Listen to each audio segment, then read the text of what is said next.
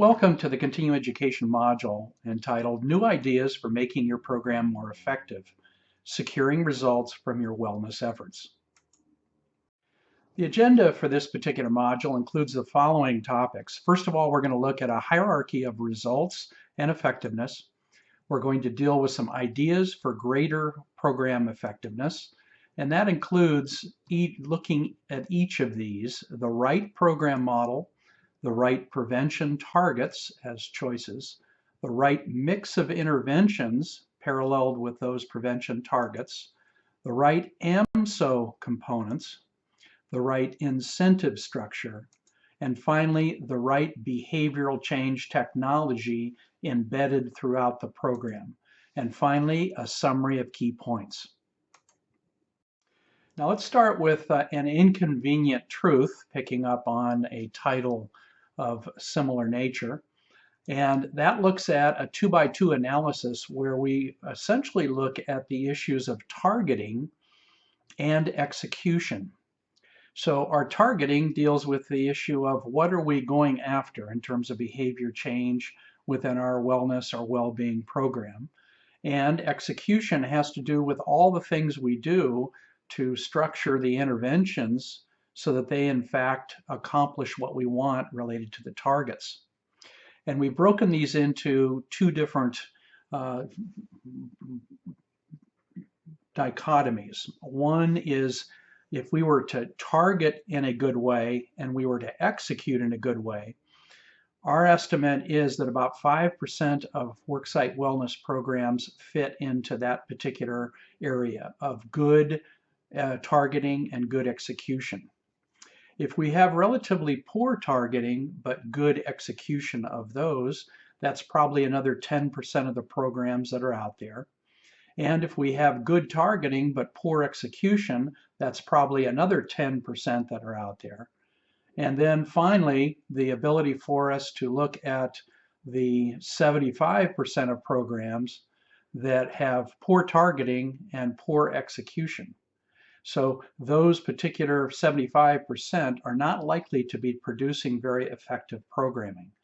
So we tend to get a literature which reflects a lot of the good targeting, good execution, and some of the poor targeting and good execution, or the poor execution and good targeting. So that 25% that constitutes at least one good approach on the targeting or execution side, I think reflects a representative sample of what we see in the literature. So the idea is that a lot of our wellness efforts are in that 75%, which include poor targeting and poor execution. The results hierarchy, if we think about it, has to do with what results do we associate with our wellness program. We start off with information change. So we do a lot of things to change people's informational content about wellness and about health.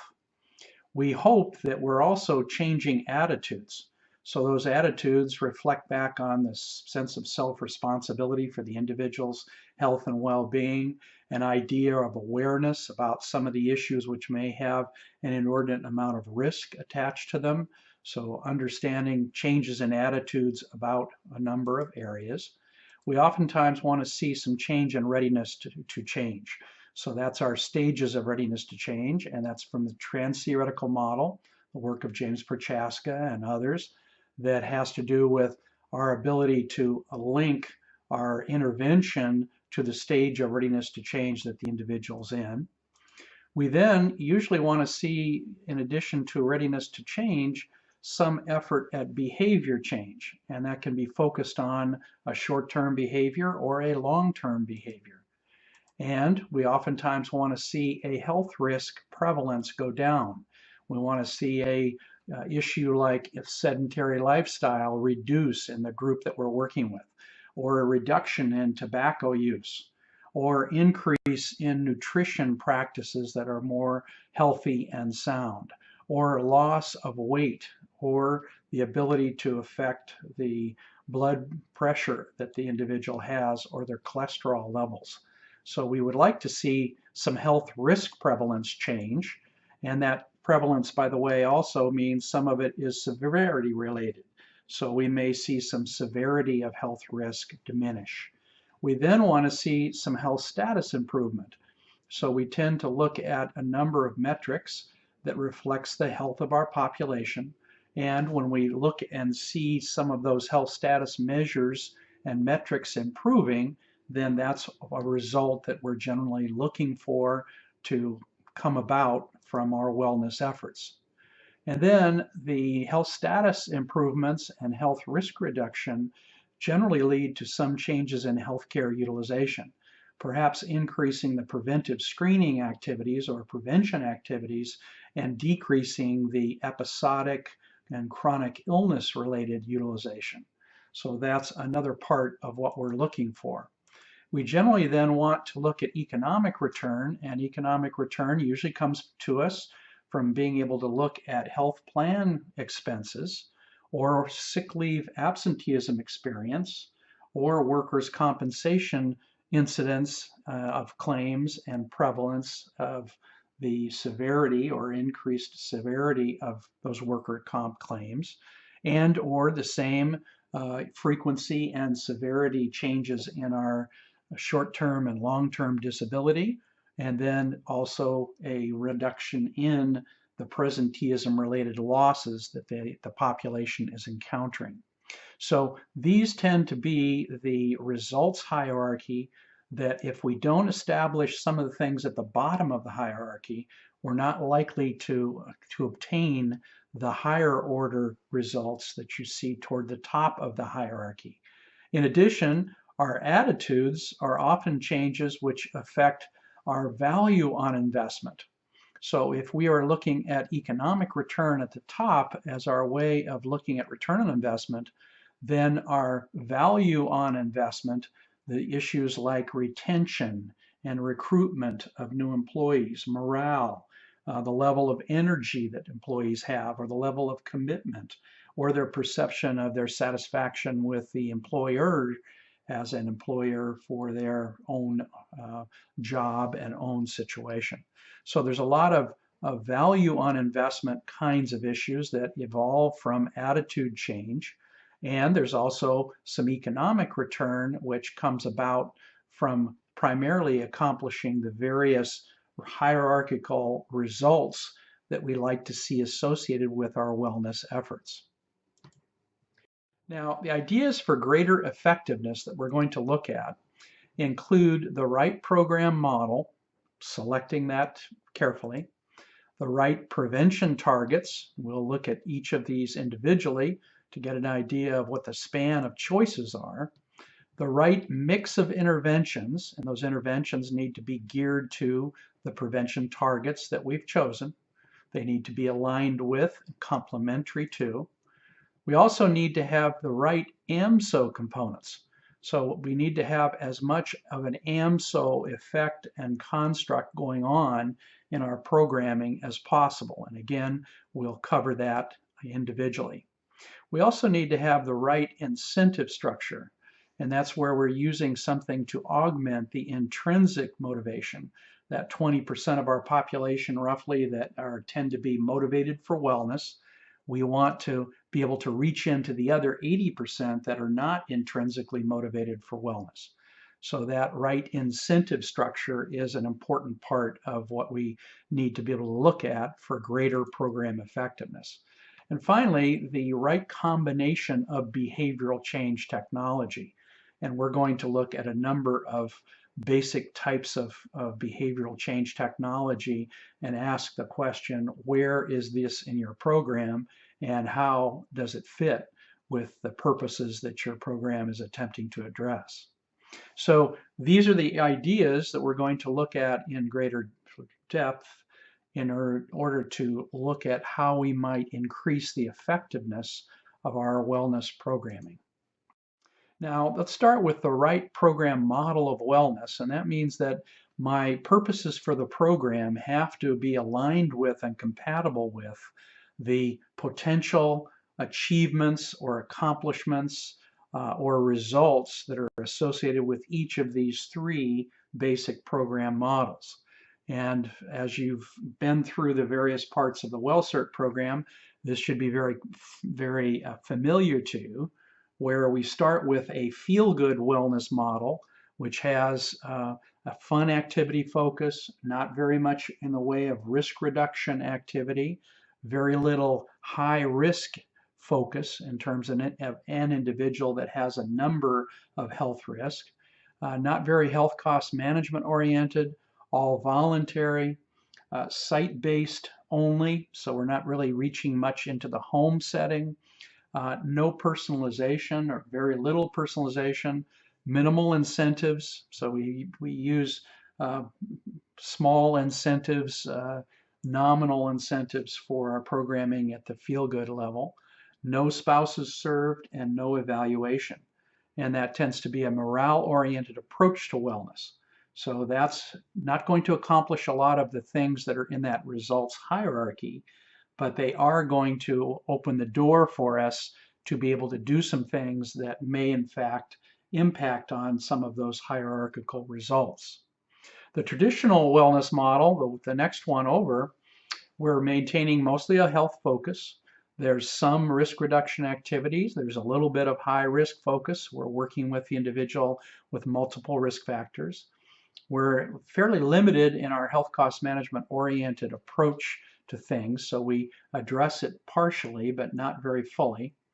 All voluntary, site-based only, weak personalization, modest incentives, so our incentive level has gone up somewhat, but they're still fairly modest incentives. Few spouses served and fairly weak evaluation. And that again tends to be an activity-oriented kind of approach to wellness. So it's going to produce some change in our population, but not a lot of change and not a lot of accomplishments as we look up to the top of that hierarchy of results that we went through earlier. The results-driven wellness model is going to add productivity. It's going to have a much more serious approach to the reduction of major health risk in the population.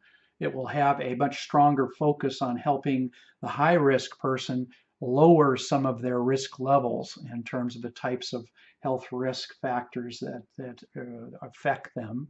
Fairly strong health cost management orientation, so we're going to get into medical self-care, consumer health education, advanced directives, some injury prevention activities. There's going to be some required activity, so there may be an orientation to wellness that's required.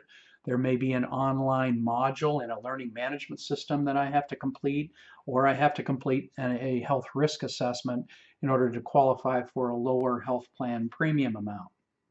In the area of the results-driven wellness, we also are looking at being able to provide wellness support not just at the work site, but also in the home setting and when the individual is in a travel mode.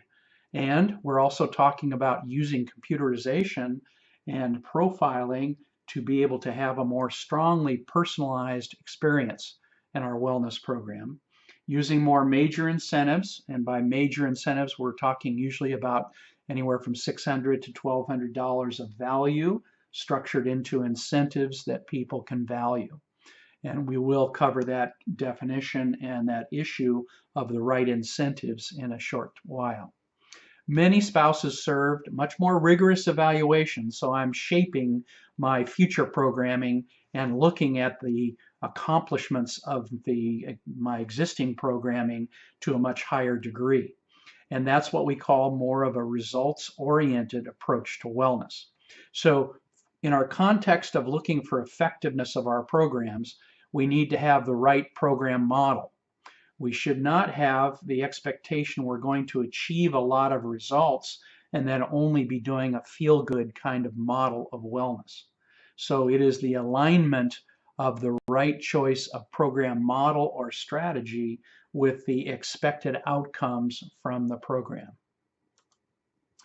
Now, the next area is the right prevention targets. And these are all possible targets that you can address in a wellness program. I've addressed all of these at different points along the 1,000 or so employers that I've worked with around wellness programming. So the idea is those with an asterisk are the shorter term economic return issues. So they will produce usually a shorter time period before their effects are measurable in terms of economic parameters. And the economic parameters tend to be health plan costs, sick leave absenteeism experience and cost, workers' comp costs, and short-term disability, long-term disability claim cost, and the issues around how presenteeism is affected or losses due to underlying health problems. So our right prevention target means if we take the expectations of management and translate those into explicit goals, and we prioritize those goals, it will point to selected kinds of targets to maximize those goals that management has for the program. So we need to make sure that maximization, optimization is in fact operating by the choice of prevention targets that we work on in wellness. Now, the right mix of interventions to go with those prevention targets that we've just addressed. So the idea is we need to link the type of intervention to the prevention target that is intended to be addressed. And if we get alignment between those, we will get more effective programming. We can, in fact, have one set of targets and then have interventions which don't really address those targets. And that's what we would call a poor targeting sequence and or a poor execution sequence. The next area of effectiveness would be related to the right combination of AMSO components. And those 4 keys developed by Michael O'Donnell of the American Journal of Health Promotion include an ongoing method for raising awareness of health and wellness issues. So that's one of the components of AMSO that an effective program has to have. And we oftentimes do that with health risk assessments and or preventive screening. We can also do it through some kind of concierge approach or a DRIP HRA kind of approach to helping people see what kinds of issues they might address in terms of improving their wellness and health and well-being. The M in AMSO has to do with our ability to expand or enhance the motivation for wellness which exists in a given population. And remember, we mentioned the 20% rule. So about 20% of a population is going to be already motivated for wellness. But the other 80% are not going to attend or participate in programs unless we provide some reason for them to do so. So that's oftentimes where we are talking about the use of incentives in ways that help us extend the motivation for wellness across the population. The S in AMSO is learning new skills associated with the new wellness behaviors.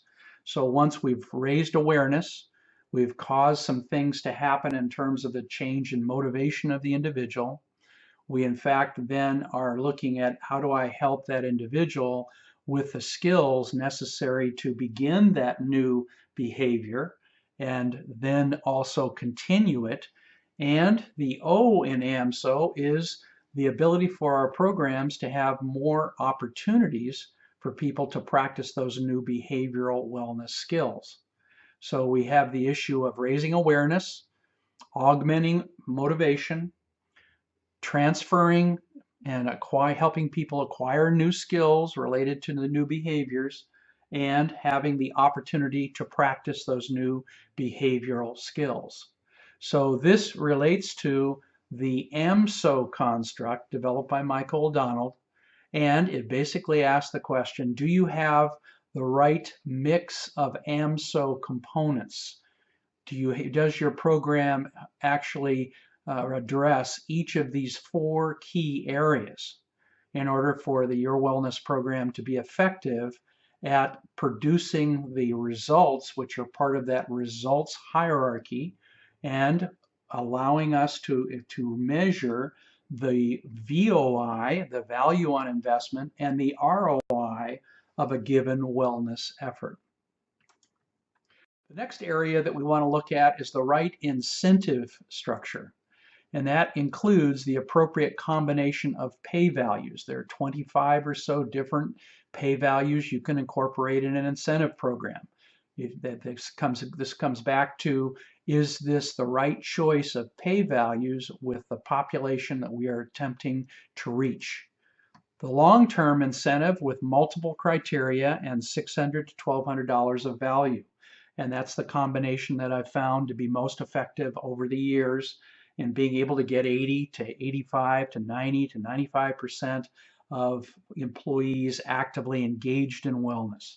So we need to have the long-term incentive with multiple criteria, different ways of meeting those criteria, and then attached to a reduction in their premium contribution for their health plan of between $600 to $1,200 of value. We also need to have some augmenting multiple short-term incentive challenges. So we need to have those things that are going to help people get out of their normal behavior, their normal routines. And again, the context we're looking at here is, how do I help people form new habits? Those habits have cues, they have routines, and we're trying to get people to substitute healthier routines for unhealthy routines. And there are personal rewards that I associate with the routines. So in fact, oftentimes I'm going to use multiple short-term challenges, incentive challenges, to get people to basically start exercising, eat differently, begin losing weight, doing some follow-up on some of the kinds of measurements or metrics that are part of biometric testing. So those are, again, another form and type of incentive structure. And then the appropriate qualifying behaviors. So I need to pick the right targets, the right qualifying behaviors associated with the wellness program that go along with my goals and go along with the execution toward those goals in terms of choosing the right behavioral targets. I need to also have an efficient way to administer the incentive. So I need to be able to think through how that occurs, and it needs to be well communicated, dynamic in the sense that there's some change, but not a lot of change each year, and it needs to be fun. It needs to help me see life differently and experience life more fully. So I need to have a well-being emphasis to the way in which those incentives are structured and how I pursue them as an individual.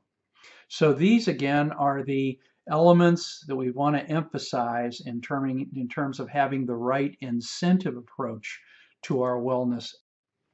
The next area we're going to look at is the right behavioral technology. And this is where we are looking at what are the types of behavioral technology that we're using in our wellness program, and are we using them to maximum advantage?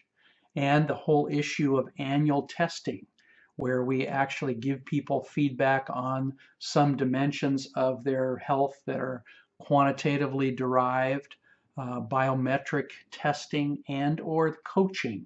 So the combination of our test results being discussed with someone, a personal objective being formed, and the follow-up process of support, accountability, inspiration on the part of that person who's doing the coaching. So our annual testing and coaching opportunity is in fact a very good type of behavioral technology for us to be using to get more effectiveness from our wellness efforts. It's also a good idea to have the behavioral technology of personal wellness objectives. So I may have a personal wellness goal or objective that I'm going to commit to, and that is then going to be something that the program can in fact help me with or provide the opportunity for me to formulate those objectives or goals. I can also look at the behavioral technology of not just bringing awareness to people, but using a campaign approach with those awareness issues. So that a campaign approach involves not just bringing an issue like a health issue or health concern up to the individual. Perhaps it's distracted driving. Well, a campaign on distracted driving would include some education about the risk involved in distracted driving, the effects that are occurring right now in our society around increasing amounts of auto injuries and automobile accidents due to distracted driving, the higher morbidity, the higher mortality associated with that, and understanding the legal implications that have been put in place in many states around reducing distracted driving. So my first part of the campaign is an educational and informational piece. I then have an opportunity to apply this to myself. So I may have a self test that would allow me to look at my own behavior around this distracted driving phenomena. Then the interventions may in fact be having some help at figuring out how to get a good hands-free device and or how to control the use of the phone when one is in an automobile and operating an automobile. So that may be the intervention side. And then the follow-up may be a test or a retest of that particular distracted driving phenomena. And one of the things that our health risk assessments probably need to put in them and have in them is a series of questions which ask about the individual's distracted driving activity. So this is an example, kind of a live example of a campaign approach. Rather than just saying to people, be careful about distracted driving, a campaign approach is really designed to help people change their behavior around that specific issue, around distracted driving itself. So the use of campaign structure when we address various prevention targets really leads to the use of an appropriate behavioral technology in our wellness programs. Another one of the ways in which we find that right behavioral technology mix is to look at what are the tracking opportunities for various wellness behaviors and what's the individual's role in that feedback around the performance of that activity. So that we know that these two issues, the tracking of a specific activity and our personal role in the feedback, is extremely important in whether we continue to do the activity or the behavior. So if our program has not provided opportunities or addressed these issues, it weakens the effectiveness of what we're attempting to do in terms of basic behavioral change from our wellness programs. There also are another behavioral technology that has emerged are what are called commitment aids. And these are things that allow me to make a commitment, to gain support from friends and family, and to have some accountability or some consequence to whether I meet that commitment to change a specific wellness behavior. So those are oftentimes online instruments, but they also include paper-based instruments that can be used to help me make the commitment and stay committed to a specific behavior change. Another one of the behavioral technologies is the use of wellness criteria with alternative requirements. Under some of the regulations that affect wellness programs linked to health plans is the issue of alternative standards.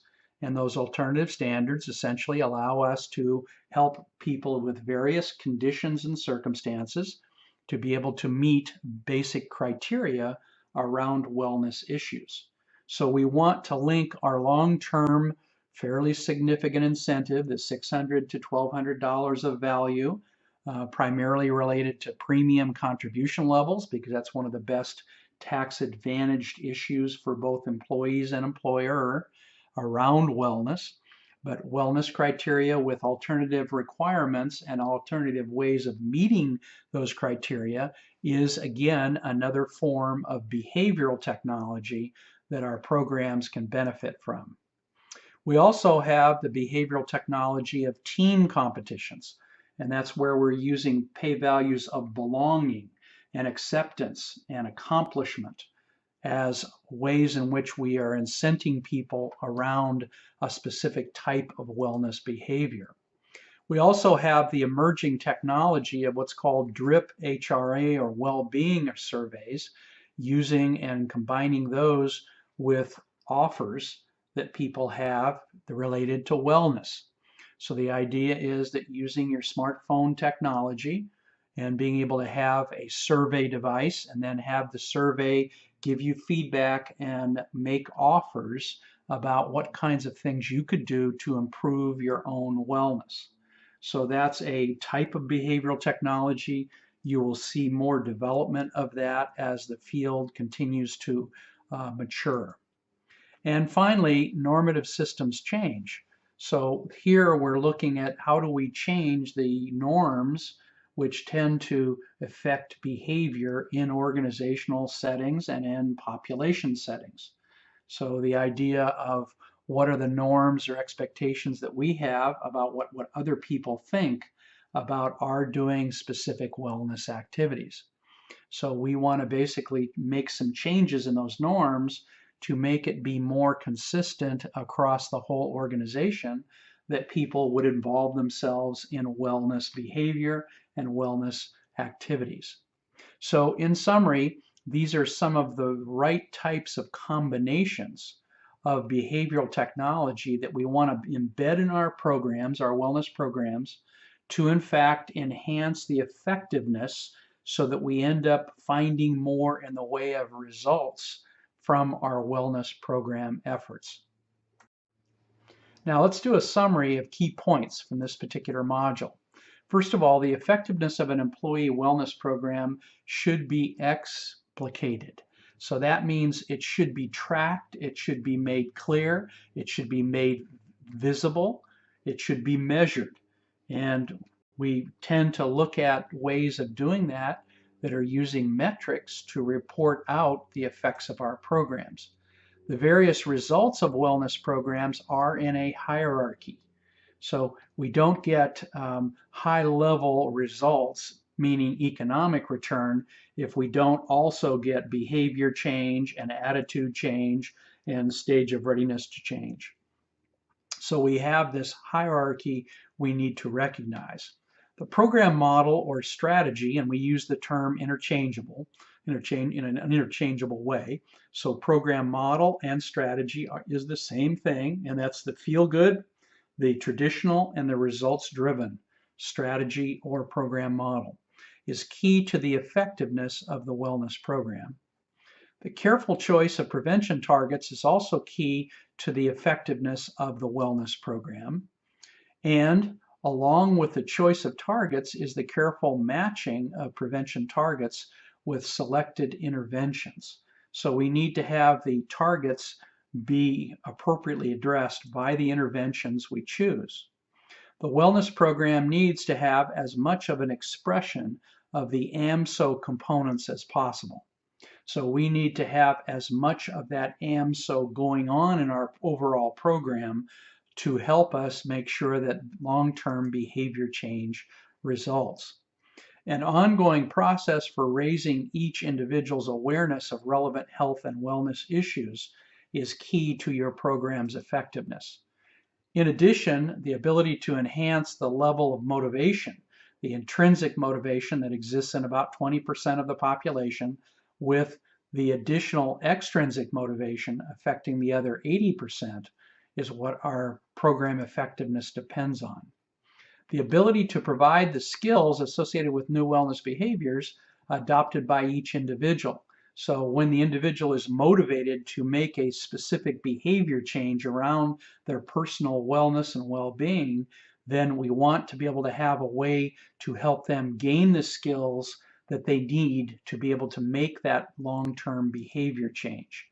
And sufficient opportunities to practice the new wellness skills need to be in place. And finally, an inclusion of a range of the most effective behavioral technology is important to the program's overall effectiveness. That's why we choose the 6-step method, so that we make sure we build in that behavioral technology. And if we look at most of these elements, they are the execution part of our effectiveness. And we have the targeting part, which is really critical because our execution has to be against specific behavioral targets. So we in fact want to make sure that those are in alignment in order to produce the results that these programs can in fact produce. So in summary, these are some of the key points from this particular module. Now let's cover some key questions. Our first question is, what is it likely to take to get to this level of program effectiveness? So we've been talking about a really effective wellness program and the newer ideas about how that might be achieved. Well, in order for that level of effectiveness to be there, I believe that the leadership in the organization needs to have a broad-based economic and humanitarian consensus about what the wellness program is intending to do. And concomitant or with that consensus should also be the commitment to make it happen. So that's what's necessary, I believe, to get to this level of effectiveness. In addition, I think we need to have some wellness thought leadership. And that's what the WellCert program is attempting to address, is being able to help people think about wellness in ways that allow us to take our organizations to the next level of results-driven wellness. We also need to have good targeting and execution. So we need to go back to what we started with in this module and address the issue of what do we want to accomplish with our wellness program, what are our goals, and then what targets should we adopt, and then what interventions should we select to address those targets, and then how is our overall execution of those interventions? Can we in fact bring all that together? The second question is, how should the effectiveness of the wellness program be evaluated? And I believe it should be evaluated in all wellness programs by looking at key metrics for both return on investment and value on investment. So it means that we have to articulate what these programs are intended to do and to watch them carefully. I believe we should be looking at least 3 of the 5 economic variables that we talk about in the WellCert program. And those 5 economic variables are health plan cost, sick leave absenteeism experience, workers' compensation claims and cases, disability insurance costs and cases, and that's short-term and long-term, and then presenteeism-related losses and how we measure those. And I believe that that's a part of the effectiveness of looking at our wellness efforts. And I believe we also need to be pursuing a results-driven strategy or program model in terms of how we're doing wellness in a given situation. And the third question is, how much change in the program over time is desirable? And I don't think there is any magic amount or magic number here, but I would probably suggest to you that it would not be a bad idea for us to think about having an 80% of our wellness activity as fairly stable and consistent, and 20% as dynamic and changing in order to produce the novelty effects which oftentimes need to be there in order to have a high percentage of employees and eligibles actually taking part and participating in the wellness activities. So no set science-based magic number, but in general, if we apply the Pareto rule and talk about the 80-20 rule or 20-80 rule, I think that that's a reasonable thing for us to have in mind as we think about how much change do we actually put into our wellness program year over year. Now that you've completed this module, go ahead and take the quiz.